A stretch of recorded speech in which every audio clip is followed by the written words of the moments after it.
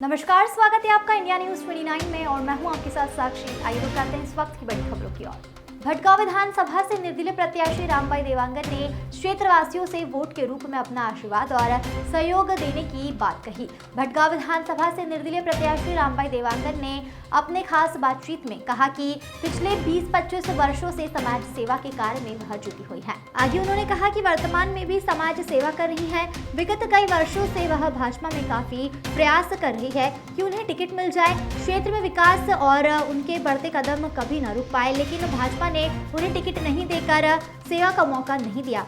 अंततः वह प्रत्याशी सेवा हेतु किसी भी पार्टी का उम्मीदवार न होकर निर्दलीय चुनाव लड़कर समाज सेवा करना चाहती हैं, क्योंकि वे पिछले कई सालों से समाज सेवा में जैसे स्वास्थ्य सेवा सुविधाएं एवं आधार कार्ड जैसी सुविधाएं, स्मार्ट कार्ड जैसी सुविधाएं के लिए क्षेत्रवासियों के लिए शुरू से ही अग्रसर रही हैं।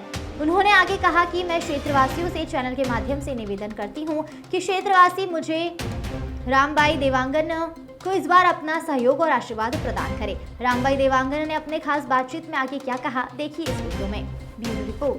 जैसा कि छत्तीसगढ़ में अभी आगामी विधानसभा चुनाव है और आप सबको जैसे कि ये पता होगा कि कांग्रेस और बीजेपी ने अपने सारे उम्मीदवारों को मैदान में उतारा है और भटगांव विधानसभा में लगभग 17 उम्मीदवार मैदान में हैं। आगामी विधानसभा के जो चुनाव होने हैं उसमें 17 प्रत्याशी मैदान में है। जी हाँ, मैं फिरोज अंसारी स्वागत करता हूँ आप सभी का इंडिया न्यूज 29 में। आज हम भटगांव विधानसभा से निर्दलीय प्रत्याशी श्रीमती मेरा नाम रामबाई देवांगन के साथ हम जुड़े हैं और इनसे खास चर्चा में जानेंगे कि ये अपनी उपलब्धियों को या इनकी सरकार या ये विधानसभा जीत के आती हैं, विधानसभा का चुनाव अगर ये जीत जाती हैं तो ये अपने मतलब अपने क्षेत्रवासियों को लेकर कितना अग्रसर रहेंगे विकास को लेके। आइए जानते हैं इन्हीं की जुबानी। आप अपना परिचय बताएं मैम सबसे पहले।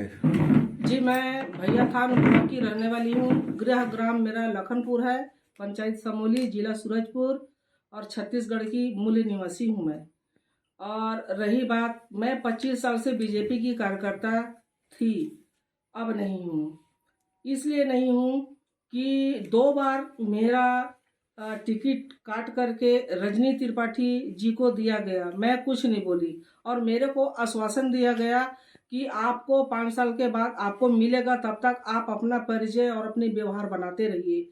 चलिए, मेरे को 5 साल सीखने का एक मौका मिल गया, लेकिन फिर मैंने देखा मेरे पास जैसे टिकट को फाइनल किए उसके 2-4 दिन के पहले रायपुर से फोन आया था कि आपको मेरा बायोडाटा लिए और मेरे से पूछा गया। पूरी चीज को विधि और विधान से मैंने बताई। उसके बाद मेरी टिकट को काट करके और किसी अन्य को दे दिए। तो बताइए, मेरी भी उम्र खत्म है और 25 साल से मैं बीजेपी की सेवा की हूँ। यहाँ तक कि झंडा उठाने वाला कोई नहीं था। महिला में मैंने पूरी झंडा उठाई और मैं एक मितानी की छोटी सी कार्यकर्ता हूँ। एक बार मैं फोन घुमाती थी, मेरे फोन से 750 और एक बार मैं सिरसी में कार्यक्रम कराई, 8,500 महिला मैंने जुटाया। उसमें मितानी दिवस मनाई और एक बार मैं यहाँ पर भैया थान में हम लोग किए, उसमें कम से कम 600 मितानी, 22 DRP और 22 MT और 3 DRP। हम लोग मिलजुल करके पूरा एक साथ अपनी कार्यक्रम को मनाते हैं और उसमें सबको आशा और विश्वास था कि इस बार रामबाई दीदी का जरूर आएगा, लेकिन वो किसी दूसरे को दे दिए। इसमें मेरी आत्मा में बहुत ठेस और मेरी आत्मसम्मान में दर्द पहुंचा। फिर मेरे को पूरी जनता ने बुलाया भटगांव विधानसभा में और वहां पर बैठक लिए मेरे से और बोले कि रामबाई दीदी, आपने जो सेवा किया है 25 साल, वो आपकी मेहनत बेकार नहीं जाएगी। आप उठिए, हम आपको उठाते हैं, आप बस तैयार हो जाइए। तो भैया, पत्रकारों से भी मेरी निवेदन है, मेरी सादर प्रणाम को अपने चरणों स्वीकार कीजिए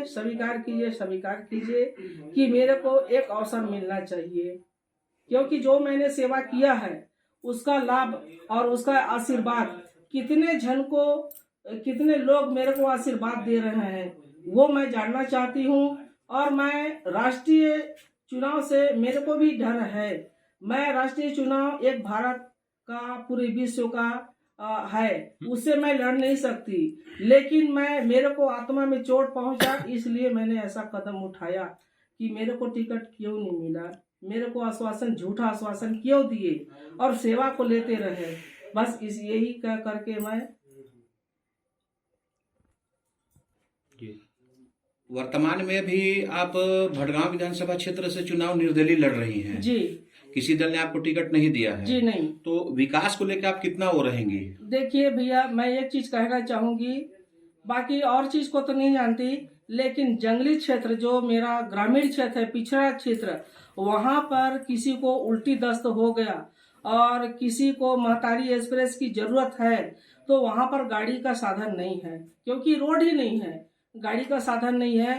तो मैं हेल्प डेस्क में रहती हूँ, इसके कारण मेरा नंबर सभी के पास है। 2 बजे 2:30 बजे रात को आपातकालीन में भी मैं सेवा देती रही और वहां पर उल्टी दस्त मैं स्वयं 108 लेकर के जाती रही और उनको गाड़ी में बैठा करके बोतल लगवा करके हॉस्पिटल तक एडमिट करवाती रही फ्री में और पूरी काम करवाई। एक बच्चे का रात को निमोनिया था, वो बच्चे बिल्कुल आखिरी कगार पे था और 2:30 बजे रात को मेरे पास फोन आया कि दीदी मेरा बच्चा नहीं बचेगा, मेरे को आपकी मदद चाहिए। मैं बोली कि भैया बताओ, बोले कि 102 गाड़ी नहीं आती है। मैं बोली कोई बात नहीं, मैं फोन लगा रही हूँ उनके पास, वो आएगी। और मैंने 2:30 बजे रात को उस बच्चे को भैया थान सामुदायिक में भर्ती करा के आज वो बच्चा ठीक है।